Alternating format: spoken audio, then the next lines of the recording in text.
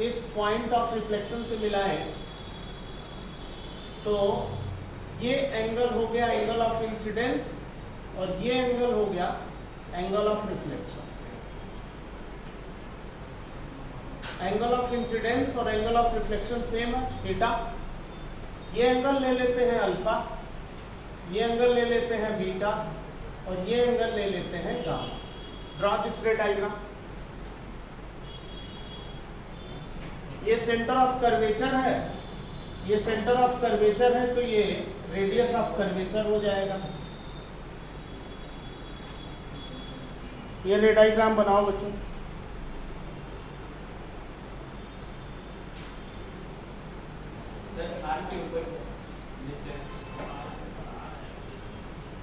ये v आप image distance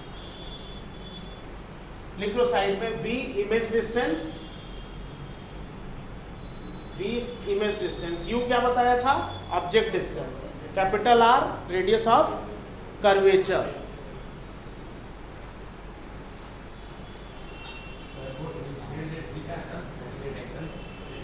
angle of incidence ये थीटा है, ये एंगल ऑफ रिफ्लेक्शन थीटा है, ये थीटा ये थीटा।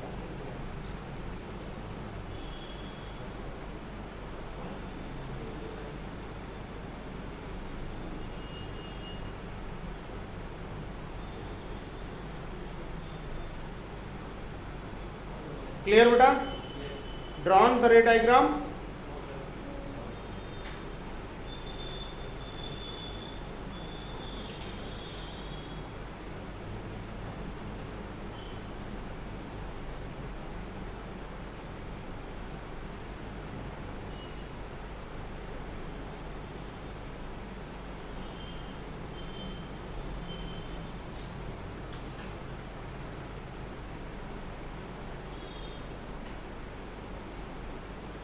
हो गया ना? अब देखो बच्चों ध्यान से देखो, here beta, here beta is equal to alpha plus theta. कोई दिक्कत? Exterior angle is equal to sum of interior angle, geometry property. Exterior angle is sum of interior angle, property of geometry. Is this clear? Yes. And what is gamma here? What is exterior angle gamma? Gamma alpha plus 2 theta. Gamma alpha plus 2 theta. Alpha plus 2 theta. Alpha plus 2 theta. ठीक है बेटा? अब अगर हम theta की value equation number 1 से equation number 2 में put कर दें, थीटा की वैल्यू इक्वेशन नंबर 1 से इक्वेशन नंबर 2 में पुट करें तो गामा कितना हो जाएगा? Gamma is equal to alpha plus 2 beta minus alpha. Since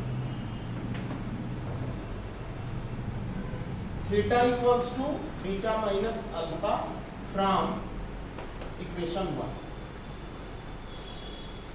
तो कितना आ गया बेटा? इसको सॉल्व करने से गामा की वैल्यू कितनी आ गई? गामा की वैल्यू कितनी आ गई? 2 बीटा माइनस अल्फा। यही आ गई ना? गामा की वैल्यू 2 बीटा माइनस अल्फा। तो यहां से 2 बीटा कितना आ गया? 2 बीटा आ गया अल्फा प्लस गामा।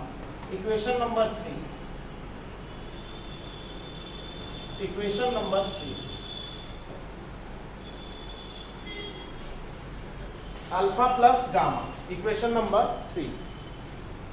यहां तक सबको क्लियर है?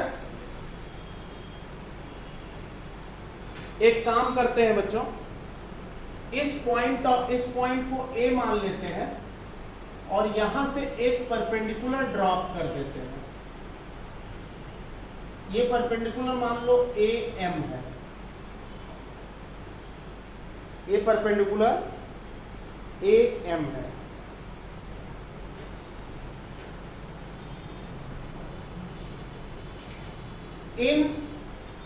Triangle in triangle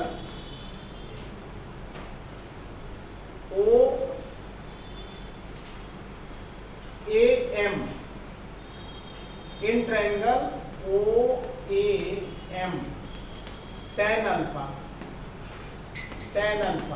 is equal to what? In this right angle triangle, tan alpha perpendicular upon base AM by MO, OM या MO, ठीक है ना? ये जो tan अल्फा लिखा क्लियर है सबको? yes. इस ट्रायंगल को देखो बच्चों, सिमिलरली tan बीटा बोलो, सिमिलरली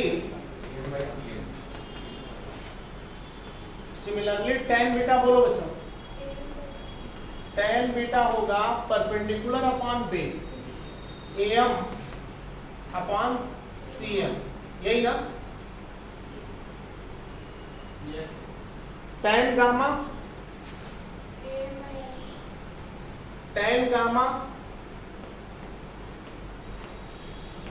बोलो बेटा, इस राइट एंगल ट्रायंगल में AM डिवाइडेड बाई IM या MI लिख सकते हैं? सबको क्लियर है? ठीक, AM अपॉन MI, क्लियर? अच्छा, एक बात ध्यान से देखो बच्चों, if these angles are very small, trigonometry में प्रॉपर्टी है कि एंगल बहुत स्मॉल अगर है तो tan थीटा थीटा के बराबर होता है। It is the property of trigonometry कि if angles are very small, अगर एंगल बहुत छोटे हैं तो tan अल्फा अल्फा के बराबर होगा। एक बात बताओ बच्चों, अगर ये सारे एंगल बहुत छोटे हैं, ये एंगल बहुत छोटे हैं तो पॉइंट ये M और पॉइंट P कोइंसाइड कर जाएगा, कोई दिक्कत? अगर ये एंगल बहुत कम है तो ये पॉइंट शिफ्ट करके P पे चला जाएगा, ये वाला पॉइंट यहाँ पे कहीं आ जाएगा, एंगल बहुत छोटा है। भाई पॉइंट A अगर यहाँ आ जाए तो एंगल बहुत छोटे छोटे हो जाएंगे, और एंगल बहुत छोटे छोटे हो जाएंगे तो जब परपेंडिकुलर डालोगे तो P पे नहीं पड़ेगा। बात समझ में आ रही है? yes. तो इसी के जस्ट नीचे लिख लीजिए, for small angles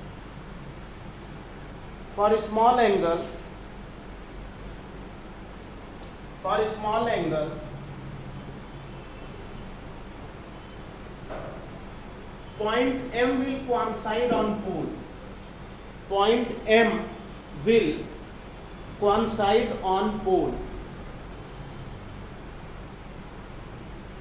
Point M will coincide on pole. तो क्या होगा बच्चों?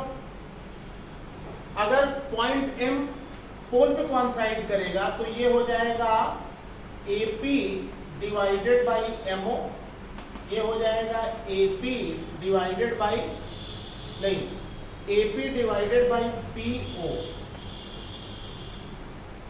और ये हो जाएगा AP डिवाइडेड बाई CP, और ये क्या होगा बताओ लास्ट वाला? AP डिवाइडेड बाई PI, यही ना? If angles are very small तो ये कंडीशन होल्ड करेगी। तो आप लिख सकते हो therefore alpha is AP upon PO, beta AP upon CP, gamma AP upon PI। अब ये अल्फा बीटा गामा की वैल्यू इक्वेशन नंबर 3 में रखेंगे बच्चों। किस में रखेंगे? इक्वेशन नंबर 3 क्या है? उसमें आप रख दीजिए, देखिए क्या कट रहा है।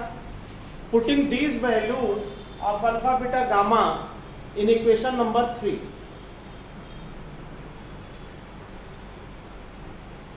Put this values of alpha beta gamma in equation number 3। क्या बनेगा बच्चों, इक्वेशन क्या बन जाएगा? अगर हम ये सारी values 2 beta alpha plus gamma में रखें, 2 बीटा अल्फा प्लस गामा में, तो अल्फा क्या लिखेंगे बताइए, बीटा क्या लिखेंगे? 2 beta AP upon CP, alpha AP by PO, gamma AP by PI। क्या कटा बच्चों? AP कैंसिल, LHS और RHS में से AP कैंसिल हो गया। और अगर AP कैंसिल हुआ बेटा, तो आप मुझे ये बताओ CP कितना है? CP जो है वो रेडियस ऑफ कर्वेचर है, CP कैपिटल R है, प्लस या माइनस?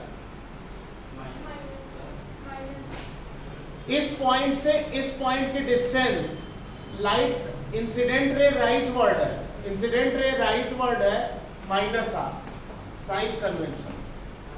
कोई दिक्कत? क्लियर है ना? PO कितना है बच्चों? U है, POU यानी minus U, 1 by minus U plus PI minus V। तो क्या डिराइव हुआ? 1 by V plus 1 by U is equal to 2 by capital R। और R बाई 2 फोकल लेंथ होता है। R बाई 2 क्या होता है? फोकल लेंथ होता है। R बाई 2 फोकल लेंथ होता है, क्लियर ना? तो यहां पे हम लिख सकते हैं, क्या लिख सकते हैं बच्चों? Since F is equal to R by 2, ये तो आप जानते ही हो ना, रिलेशन होता है रेडियस ऑफ कर्वेचर अपॉन 2। तो इसका मतलब 1 by V plus 1 by U is equal to 1 by F। भाई यहां से 1 बाई F निकालोगे तो 2 बाई R ही तो आएगा। ये मिरर फार्मूला डिराइव हो गया, 1 by V plus 1 by U is equal to 1 by F। ये मिरर फार्मूला डिराइव हो गया।